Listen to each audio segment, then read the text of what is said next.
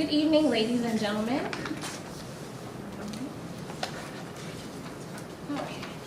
Good evening, ladies and gentlemen, distinguished guests, colleagues, and judges. My name is Alicia Flood, founder and executive director of Each One Teach One, otherwise known as EODO. I have a background of human rights activism, anchored in advocacy, policy, grassroots organizing, and team development as it relates to sexual and domestic violence. Today, I would like to take this opportunity to give you a brief 3-minute overview of EODO. EODO is designed to be a movement that starts off with a blog aimed toward a diverse audience of ages, populations, and countries. My background in human rights enabled me to attend a UNESCO forum in Rwanda in January of this year. I raised funds for my plane ticket and wanted to expose the sponsors of my trip to parts of my journey. And part of the tactic to gather money was an awareness campaign about human rights raised through my social networking sites. The idea of promoting human rights in a new way started to take shape, thus giving birth to EODO.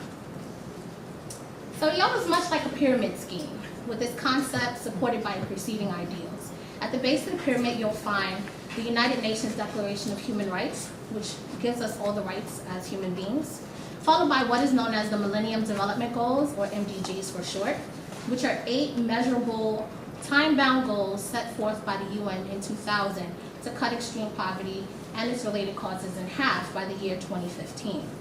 EODO actually rests on the idea of merging the UNDHR, the MDGs, and to advance the MDGs' progress.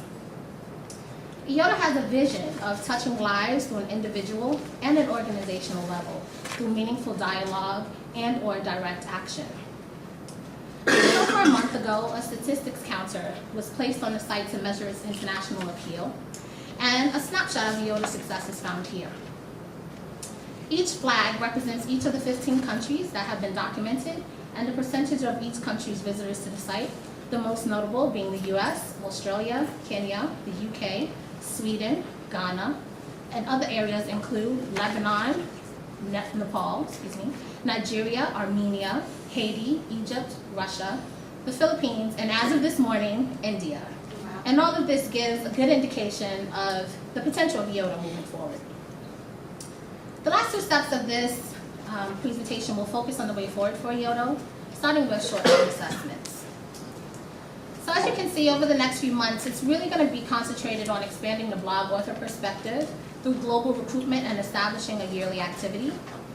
And long term, the hope is that this yearly activity will then turn into a pilot program that will then be duplicated by other programs, and then local and international development initiatives with local and international organizations.